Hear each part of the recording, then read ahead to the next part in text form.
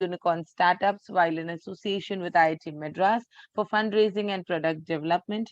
He has worked with KfW, GTZ, Zyka, J. Cole, World Bank, and many bilateral corporation funded projects successfully. He has also worked closely with NGO consultancy organizations for promoting environmental and clean energy solutions. And as a technology enthusiast, he has mentored futuristic technology solutions for developing, bringing, implementing new technologies for renewable energy and clean environment. Also, please note that this session will be moderated by Mr. Chandrashekhar Kuripurat. As I request Mr. Chandrashekhar to please get his video on, a few more words about him. Of course, he was with us yesterday, but for those of you who are joining in today, you must know more about our speakers and moderators. Mr. Chandrasekhar is an advisory member of CEE. He brings with him more than 4 decades of experience in the field of managing the IPP, IWPP, including its development, implementation, operation, and maintenance. He has served Reliance Power Limited, GDFC's MEA at UAE, Power and Utilities Company at KSA, Tata Power, SR Power, and NTPC in the capacity of Chief Project Director, Construction Director, Project Director, Head of O&M. He has been a member of the board of BGR Energy System and Maithan Power, a JV of Tata Power and DVC. He was also the Executive Director of CEO of MPL and played a pivotal role in transforming the station to one of the best operating stations with a robust PNL. He was also an advisor to Samsung CNT, SPCL, Wabac, VA. Requesting Mr. Chandrasekhar to set the tone for the discussion, and we would move on to Mr. Verma making his presentation.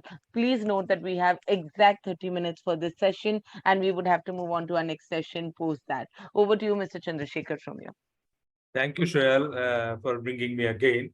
The subject, the topic, the solvent-based, and the next session on the hydrogen fuel, both are new to me. So I don't think I can add anything but to listen as others. Other people who are part of this particular conference. Sure. Of course, at the end of the day, end of the session, if there is some question, Mr. Prabhat can answer me. If nothing, thank you. Please carry on. Please carry on. So, Mr. Verma, I've given you the rights to share your screen. You could please share your screen now. All right, yeah.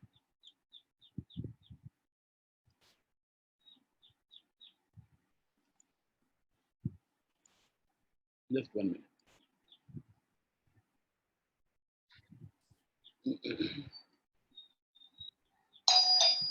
So I hope, Shriyal, you can see the full screen. Yes, we can. You may go ahead. Okay. All right. So good morning, everyone. It is nice to speak to you all again. Since yesterday, you are hearing about various concepts, technologies, various opportunities and challenges. Definitely, emission and pollution is a vital subject today, and we are all getting affected. So time is to think something beyond, something out of box, something new, and work on the new implementation, new technologies. As you all know that this notification came in 2015, which itself was quite late as compared to the world, China, and many other countries, in fact. But anyway, better late than never. So since then, we started implementing FGDs, and a lot of orders have been awarded because it was the government initiative and it was for the betterment of the countrymen. A lot of contracts have been awarded, mainly with the wet lime FGD, because that was the known technology and simple to control and understand. So we have gone with the wet lime FGD mostly, and then some DSI and some seawater FGD. But when we see today, the progress after almost 8 years, the progress has not been much. Hardly we see 5 to 10 FGD which was awarded have seen the light of the day. And the reasons are many, actually. Reasons are availability of equipment, availability of contractors, availability of limestone, sellability of gypsum, and then definitely some projects time and cost overrun, which is definitely a big challenge. So we are working on these scenario, and progress has not been very good. And then in the meantime, we have seen a paper from Delhi IIT saying that carbon is produced by wet lime FGD. If you see the chemistry, if you see the chemical reactions, what happens during the wet lime FGD, there is the CO2 which is produced. So what we are talking today, we are talking today about pollutants like SOx, NOx, and then we are talking about greenhouse gases. This is how the whole world is revolving around. And as Mr. Chandrashekhar said, hydrogen is another thing which is being discussed, and mainly from the viewpoint of decarbonizing the world. So if in the process CO2 is generated, dust is generated, definitely it is going to be a challenge for us. So I am going to talk to you something on a technology which is sorbent catalyst based. It is the invention of W.L. Gore, which is an American company. W.L. Gore is a company which is known for specialty material, and they have this concept, and they are very successful in US for SO2 and mercury scrubbing, because mercury is a big concern in European world, in America, though in India we are not talking much about it. But during some other conference I attended, I felt and I realized from the scientists that mercury is also a big concern for us, because once mercury comes into the environment, it remains forever, and it is not good for human being and any living things. So I'll go to my second slide of my presentation, which talks about W.L. Gore, their background. It is founded in 1958. They have invented PTFE material. It is basically the Teflon membrane. Privately held company, 10,000 associates, sales turnover 4.3 billion. Ranked as one of the top 100 companies to work for, and Gore India was established in 1993. Now, 45 years of experience in air pollution control. I will talk about 2013, when mercury and SO2 control modules commercialized in US. It has been a big success. Mercury in 2018, mercury and SO2 control modules commercialized in Europe. In 2019, we could get a success in one of the project which is being implemented at Renu Sagar. It is for 80 megawatt a plant pilot project. So this is a journey till now, and these catalysts are basically modules. I will show you the picture how it looks like. And in oil and gas sector, you will find a lot of catalysts which are easy to handle, easy to control, and it's a very long life, rather than using some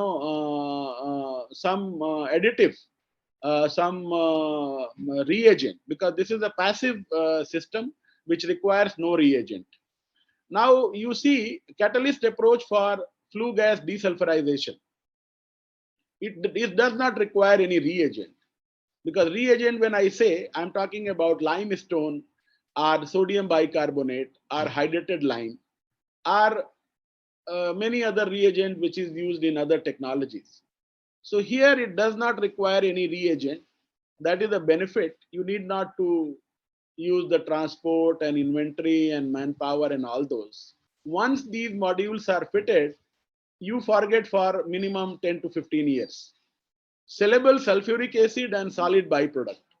So during the course of process, you get the H2SO4 at 10% concentration, which is a sellable commodity, and it can be used. It can be sold in the market, because H2SO4 is used in many applications. I will tell you in the next subsequent slides. H2SO4 is sold around 16 to 20,000 per ton. So this is about the process. Now, how these modules looks like? These modules are quite similar to the SCR module we have seen, and these are all mounted horizontally, and flue gas passes through it. These are all very low pressure drop modules, so you don't have to do much modification in the booster fan and ID fan, etc. Catalyst configured into open channels. Now this is the process, very simple process. Flue gas comes from ESP. It goes in a chamber where the quenching happening. Here what we do, we add a water to reduce the flue gas temperature from 153 degrees Celsius to 53 degrees Celsius for reaction to happen.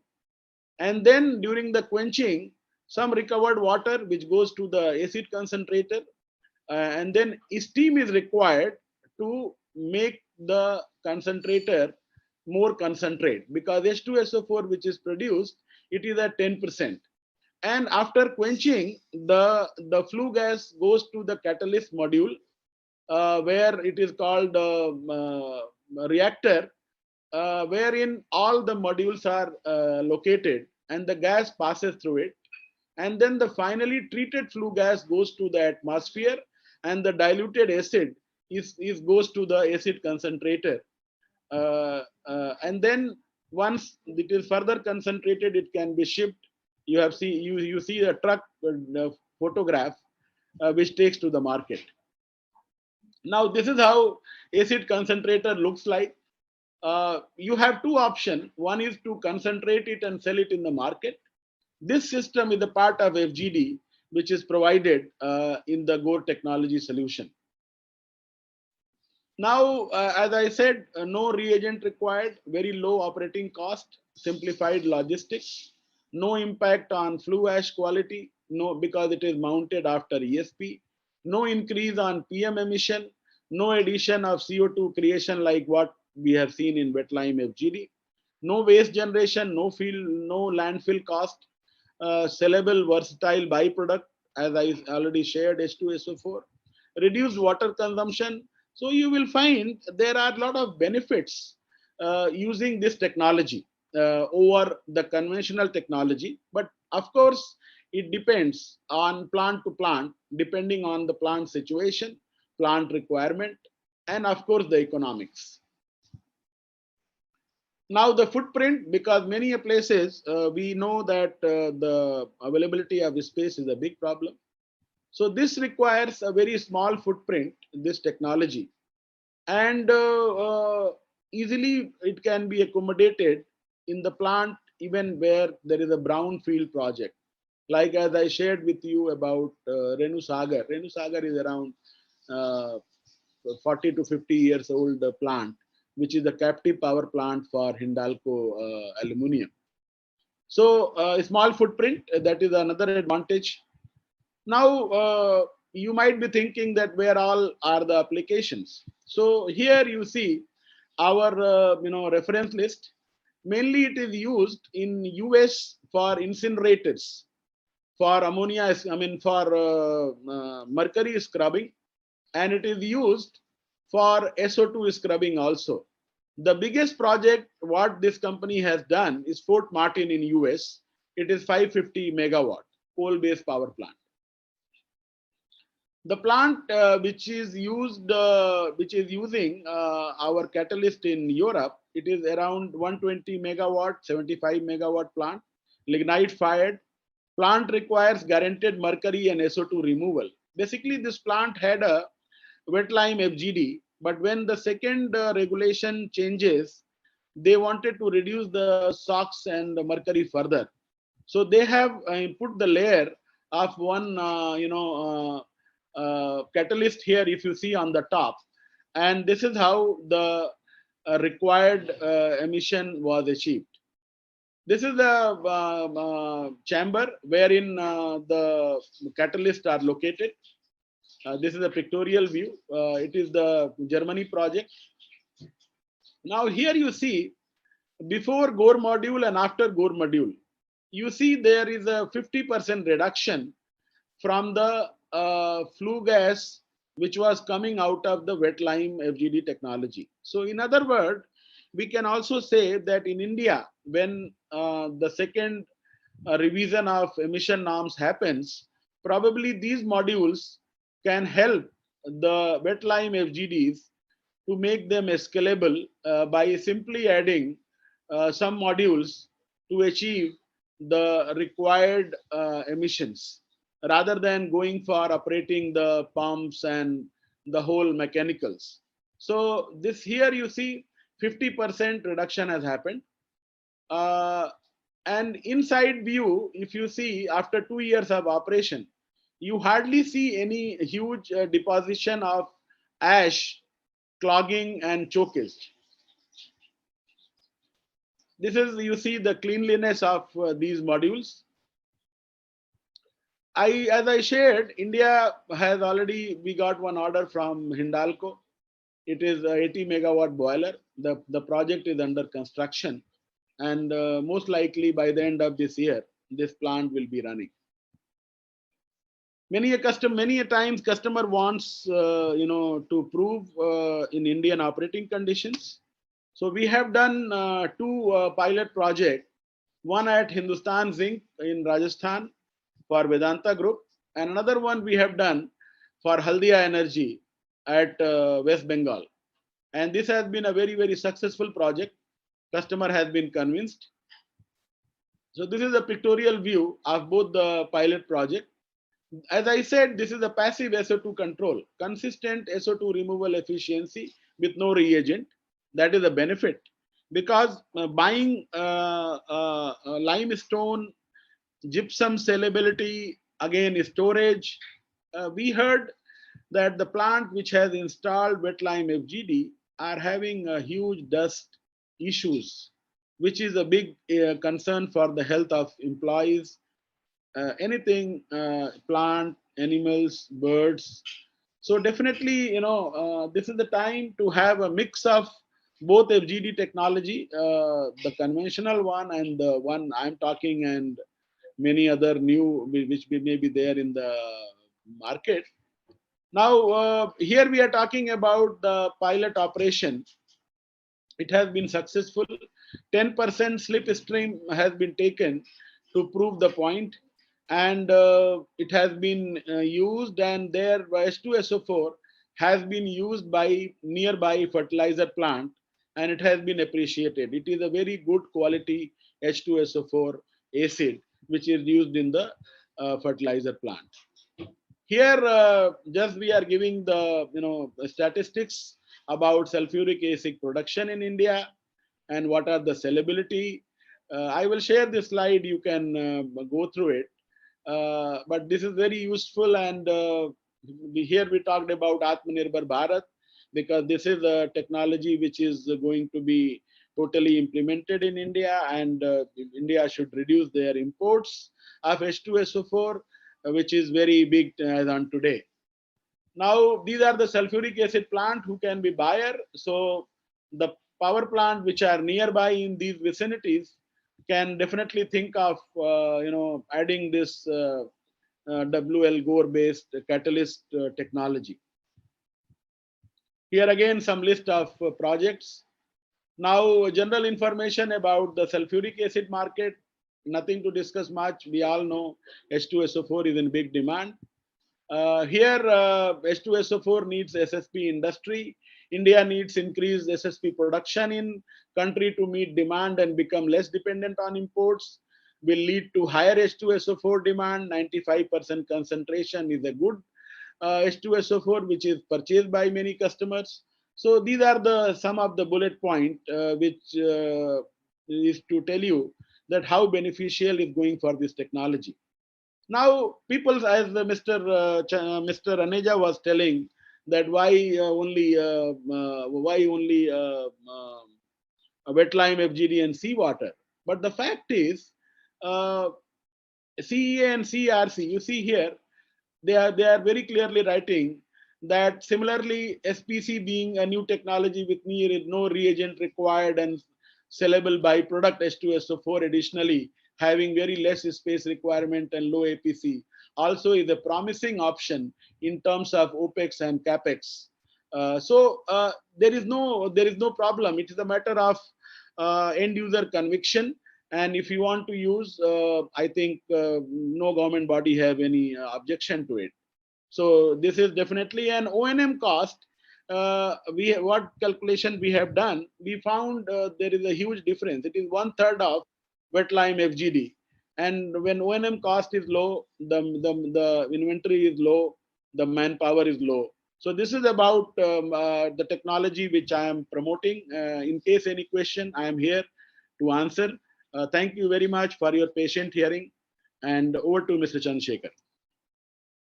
Thank you, Prabhat, for giving this presentation. I have only one question, one or two questions linked to each other. Yeah. One is, of course, it's a very pertinent question that if it was so simple, why there was a mad rush for wet stone-based, wet limestone-based technology? Why did we not initially accepted it?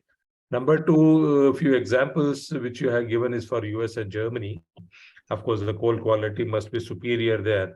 Does this technology meet the requirement of Indian coal, which is almost more than 50% as ash?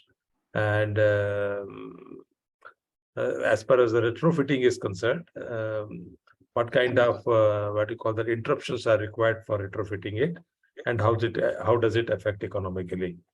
That's it. Mr. Verma, before you answer this, may I request you to just stop your screen share and close your presentation so we can have. Oh, really? Oh, just Yes, yes. Yeah. Just 1 minute. Is it okay now? No, not yet No, for not us yet. actually. Let me close it then. I can still see your presentation. Oh, really? So how do I? Yeah, okay. Just a minute. Yeah, now Yeah, it is okay. it's fine now. It's perfect. Yes, you may continue, please. Yeah. Sir, yeah, your questions are very valid. The first question you said, why it was not presented initially? Because the notification came in 2015. Probably we were late in coming to the Indian market, as I shared with you. 2018 was the commercial launch in US. Probably the company thought that there is an opportunity in India because when there is a need, like whatever they did with the incinerator in US. And in US, FGDs were decommissioned long back. They had FGDs. So probably our entry was late. Since our entry was late, the CEA document talks mainly about few technology which was represented in India, wet lime and seawater. So this is number one. Number two, your point is very valid about Indian high ash content coal. Now, as I said, these the equipments are mounted after ESP. So the coal burden thing is taken care of. And in the process, since there are water injection, we have seen even SPM further goes down in this process. And mercury is definitely an add-on, added advantage. So, but proof of pudding is in its eating.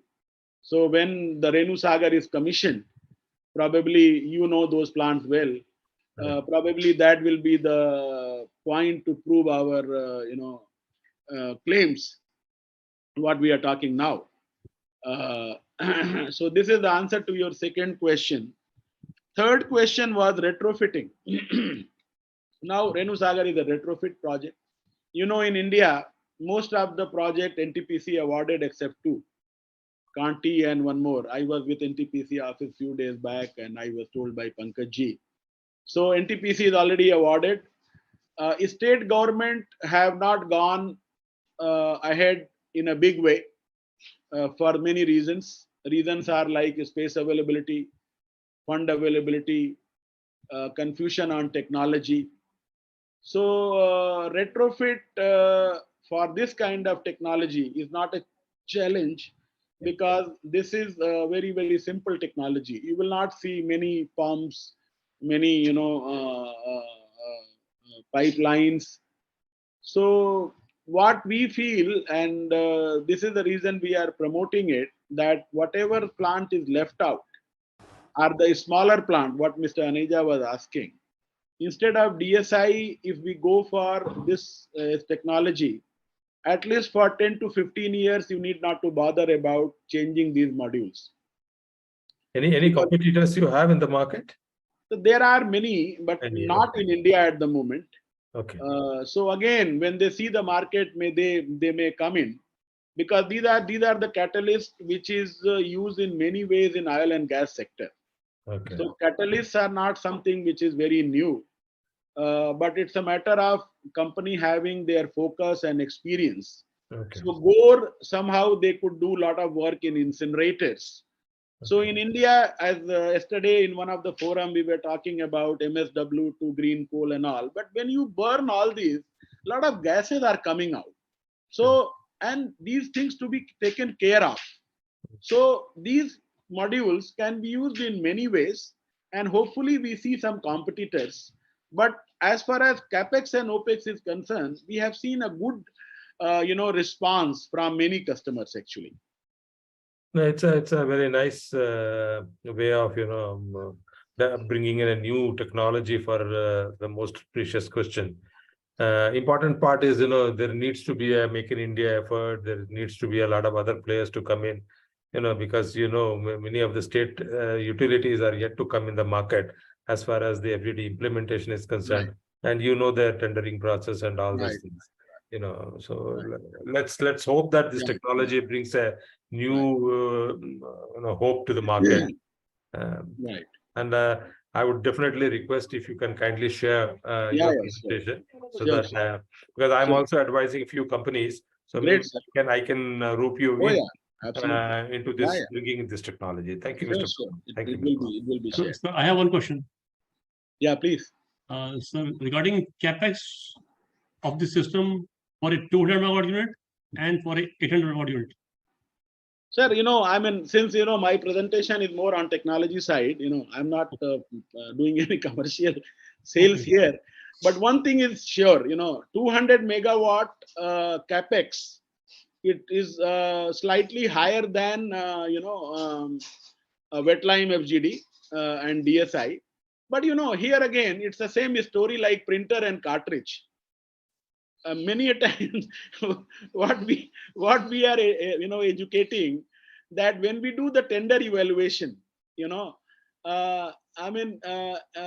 is like a lot of companies bought Tata and Mahindra EVs, and so my question, my answer is very simple.